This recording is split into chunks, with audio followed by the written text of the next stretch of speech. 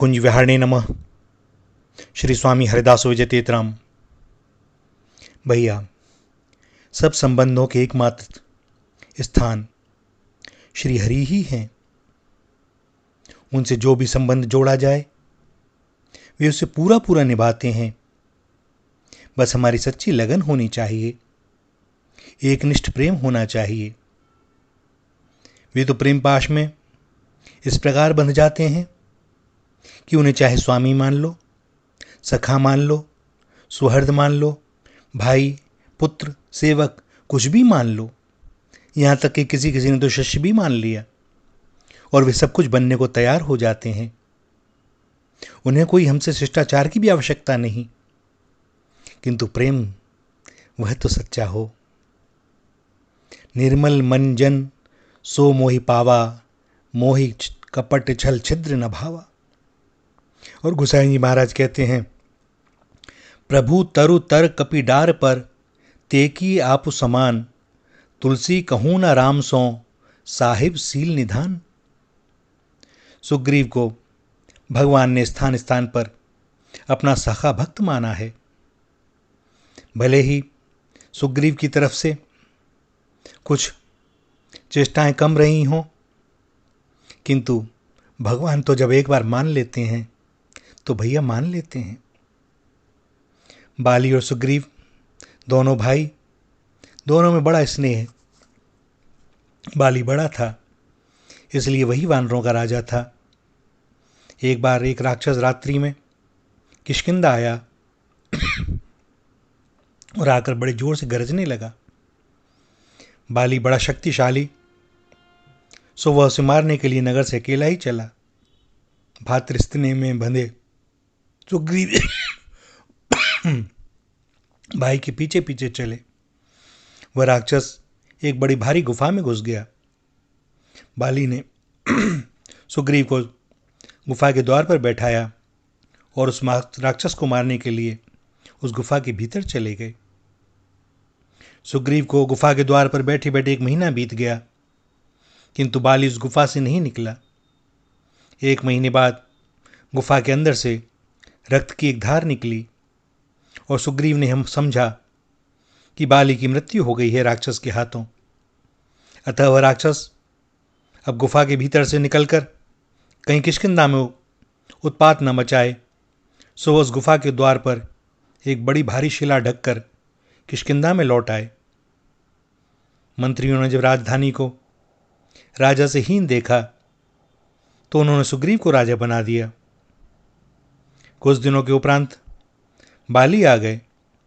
सुग्रीव को राजगद्दी पर बैठा देखकर वह बिना किसी जांच पड़ताल के क्रोध से भर उठे और मारने दौड़े। सुग्रीव भी अपनी प्राण रक्षा के लिए भागा।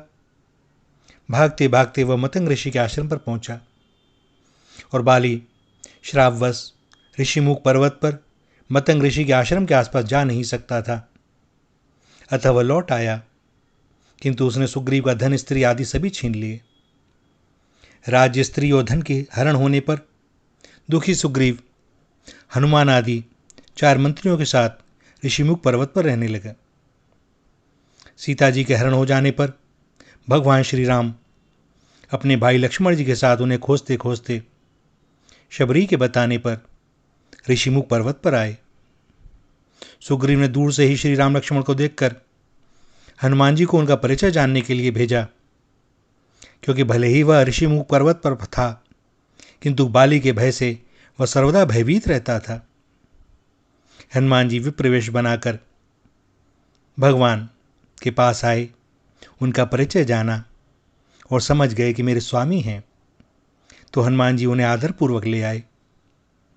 अग्नि को साक्षी करके भगवान और सुग्रीव में मित्रता हुई। मित्र का दुख दूसरे मित्र का दुख बन जाता है और भगवान तो सभी के दुख को अपना ही मानते हैं। सुग्रीव ने अपना सारा दुख भगवान को सुनाया। भगवान ने कहा, मैं बाली को एक ही बाण से मार दूंगा। सुग्रीव को विश्वास नहीं होता। वह जानता है कहाँ ये कोमल देह वाले तपस्वी राजकुमार और कहाँ बाली। तो भगवान ने कहा कि भैया विश्वास तो करो। अब सुग्रीव ने परीक्षा के लिए एक बड़ा भारी अस्तु समूह का पहाड़ दिखलाया और भगवान राम ने उसे पैर के अंगूठे से गिरा दिया। फिर 7 ताड़ के वृक्षों को एक बाण से गिरा दिया। तब जाकर सुग्रीव को विश्वास हुआ कि श्री राम जी बाली को मार देंगे। तब सुग्रीव को लेकर श्री राम बाली के यहाँ गए। सुग्रीव ने बाली को ललकारा। बाली लड़ने के लिए आया। दोनों भाइयों में बड़ा भारी युद्ध हुआ और अंत में भगवान श्री राम ने एक ऐसा बाण तक कर बाली को मारा कि उसकी मृत्यु हो गई। बाली के मरने पर भगवान राम की आज्ञा से सुग्रीव को राजा बनाया गया और बाली के पुत्र अंगद को युवराज का पद दिया गया। इसके बाद सुग्रीव ने वानरों को इधर उधर श्री सीता जी की खोज के लिए भेजा और श्री हनुमान जी के द्वारा सीता जी का समाचार पाकर सुग्रीव अपनी असंख्य वानरी सेना लेकर लंका पर चढ़ गए। वहां भी युद्ध में उन्होंने बड़ा भारी पुरुषार्थ दिखलाया। सुग्रीव ने संग्राम में रावण को इतना छकाया कि रावण सुग्रीव के नाम से भी डरने लगा। लंका विजय के बाद ये भगवान राम के साथ अयोध्या लौटे और वहाँ श्री राम जी ने उनका परिचय कराते हुए गुरु वशिष्ठ से कहा, ये सब सखा सुनहु मुनि मेरे, भय समर सागर कहूँ बेरे, मम हित लागी जन्म इन हारे, भरतेउ ते मोहि अधिक प्यारे। भगवान श्री राम ने सुग्रीव को स्थान स्थान पर प्रिय सखा कहा है और अपने मुख से स्पष्ट कहा है कि तुम्हारे समान निस्वार्थ सखा संसार में बिरले होते हैं। कुछ दिनों तक अयोध्या में रखकर भगवान श्री राम ने इन्हें विदा किया और सुग्रीव भगवान की लीलाओं का स्मरण कीर्तन करते हुए अपनी किष्किंधापुरी में रहने लगे। अंत में जब भगवान निजधाम पधारे तब ये भी आ गए और भगवान के साथ ही साकेत गए। सुग्रीव जैसे भगवत कृपा प्राप्त सखा संसार में बिरले ही होते हैं। इनका समस्त जीवन राम काज और राम स्मरण में बीता और यही जग में जीवन का परम लाभ है।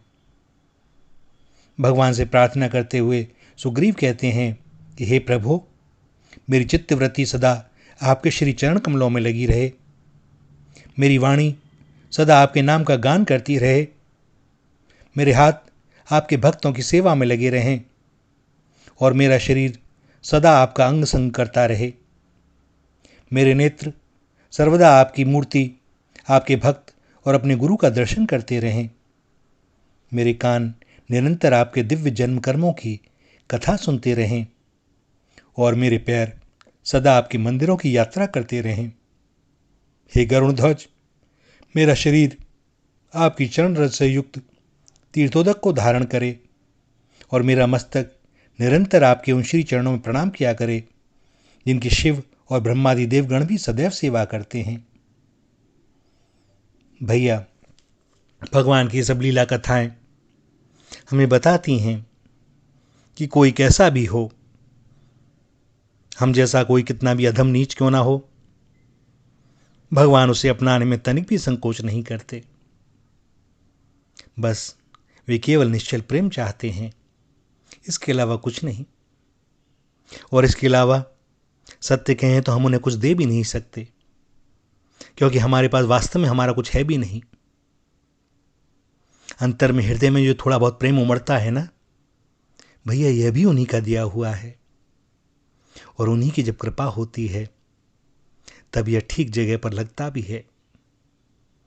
जिस प्रकार सोने में मिलावट करके ही आभूषण बनते हैं, अब उन आभूषणों का भले ही अलग अलग नाम दे दो, लेकिन जब उन आभूषणों को गलाया जाएगा, अशुद्धि दूर हो जाएगी, तब जो शुद्ध स्वर्ण बचेगा, तब जाकर के उसे शुद्ध स्वर्ण के साथ रखा जाता है। अन्यथा आभूषण अलग रखे जाते हैं और शुद्ध स्वर्ण अलग रखा जाता है। और स्वर्ण में जब स्वर्ण मिल जाता है तो बस अब शेष क्या। किंतु जब तक वह आभूषण है तब तक यह पक्की बात कि अभी मिलावट है उसके अंदर में। यही उसका गुण भी है और यही दोष भी। अब हमें तय करना है कि हमें करना क्या है। उनकी ओर से क्षण भर का भी विलंब नहीं है, जो भी विलंब हमारी ही ओर से। तो चलें आज ही, अभी, शुभस्य शीघ्रम। श्री राधा, श्री राधा, श्री राधा।